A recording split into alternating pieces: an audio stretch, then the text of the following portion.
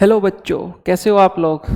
उम्मीद है आप लोग सब अच्छे होंगे, मस्त होंगे और अपनी तैयारी बड़े अच्छे मन लगा के कर रहे होंगे। ठीक है। तो आज इसी बीच हम एक छोटे से टॉपिक के ऊपर एक डिस्कशन करने वाले हैं। टॉपिक आप लोगों ने देख ही लिया है कि रिमूवल ऑफ 75% क्राइटेरिया, और इसके बाद क्वेश्चन मार्क भी लगे।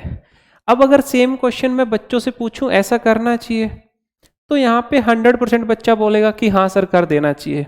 और सेम चीज़ अगर मैं यहाँ पे गवर्नमेंट से एनटीए वालों से पूछता हूँ तो वो मना कर रहे हैं।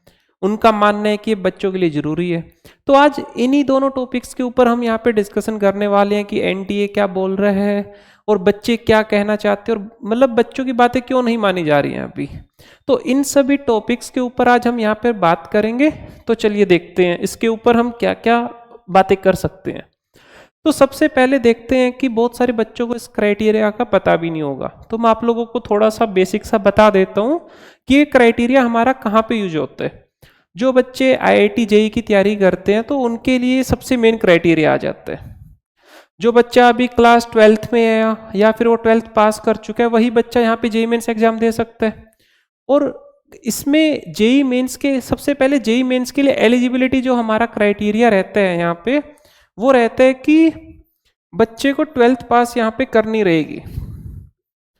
एक स्टूडेंट को 12th क्लास पास करनी है, बट सिर्फ पास नहीं करनी है।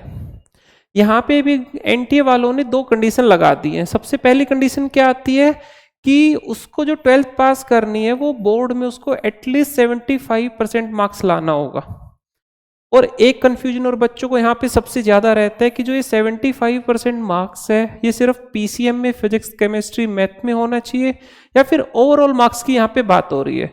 तो मैं आप लोगों को बता दूं कि ये जो हमारा रहता है ये एग्रीगेट मार्क्स रहता है। ठीक है, कि ये ओवरऑल सभी पांचों 5 सब्जेक्ट्स को जो टोटल निकाल के हमारा निकलता है फाइनल, उसको हम यहाँ पे 75 में डालते हैं, ना कि सिर्फ पीसीएम का। तो एक डाउट तो आपका यहाँ से खत्म होता है। अब बहुत सारे, अगर मैं बच्चों की बात करूं, कोई बच्चा बिहार बोर्ड से पढ़ रहा है, कोई यूपी बोर्ड से पढ़ रहा है, कोई हरियाणा बोर्ड से पढ़ रहा है, तो सबकी परसेंटेज लेवल जो उनके वहाँ पे दी जाती है वो बिल्कुल डिफरेंट रहती है, क्योंकि हर जगह का जो पेपर चेक करने का तरीका होता है वो डिफरेंट होता है। हो सकता है कोई बच्चा सीबीएसई में 90% मार्क्स ला रहा है, वही कोई बच्चा बिहार बोर्ड में 70% मार्क्स ला रहा है। हो सकता है दोनों में सेम कैलिबर हो, अगर वही बच्चा वहां पे सीबीएसई से अगर पेपर देता, हो सकता है उससे अच्छा ले आता 90 से भी ऊपर। वो चीजें स्टेट वाइज डिपेंड करती हैं। तो इसीलिए एनटीए ने हमें एक कंडीशन और दे दी है यहाँ पे। दूसरी कंडीशन क्या कहती है कि या तो आप यहाँ पे 75% क्राइटेरिया ले आइए, या फिर आप अपने जिस भी स्टेट से आप एग्जाम दे रहे हो वहां की टॉप 20% में आपको आना होगा।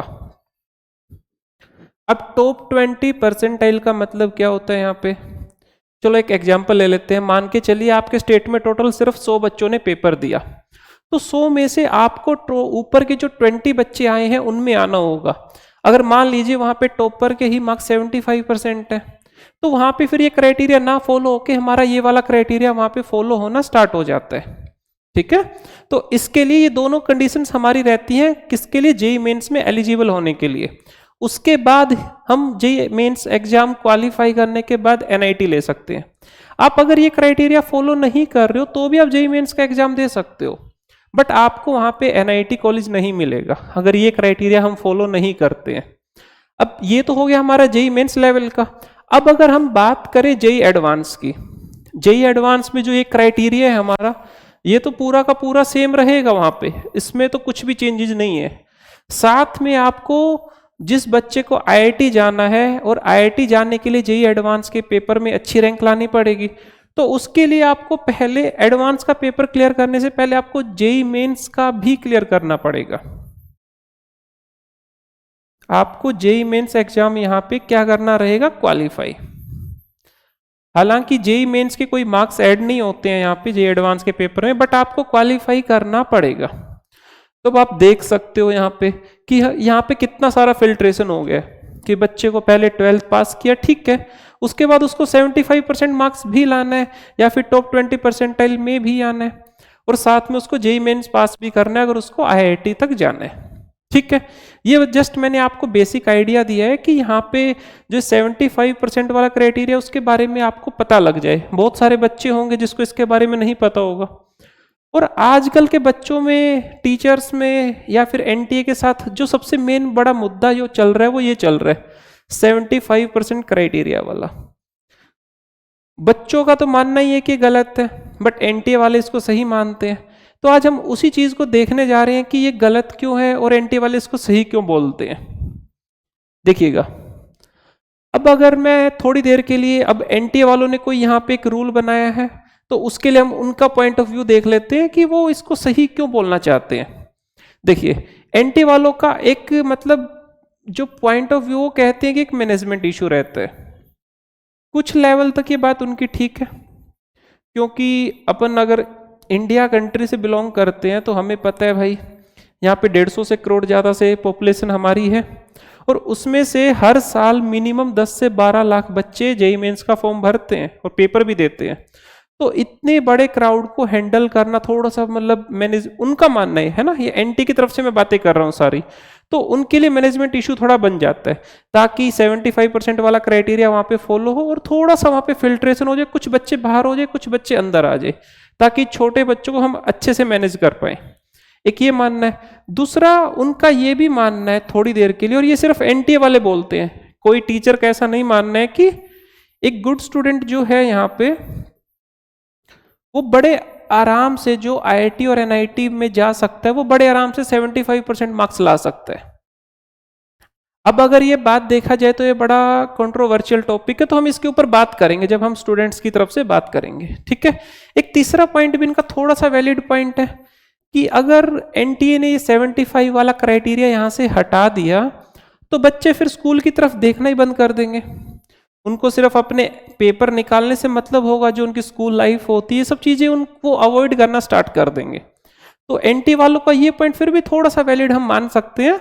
बट अगर आप अपने स्टूडेंट्स की तरफ से बात करें, तो देखिए, जो बच्चा एक आईआईटी या एनआईटी में जा रहा है, ऑब्वियस ही बात है, सबसे पहले काबिल बच्चे का हक बनता है कि वो यहाँ तक पहुंचे। जिसने मेहनत करनी आती है, जो मेहनत करता है, उस बच्चे को यहाँ तक पहुंचना बनता है।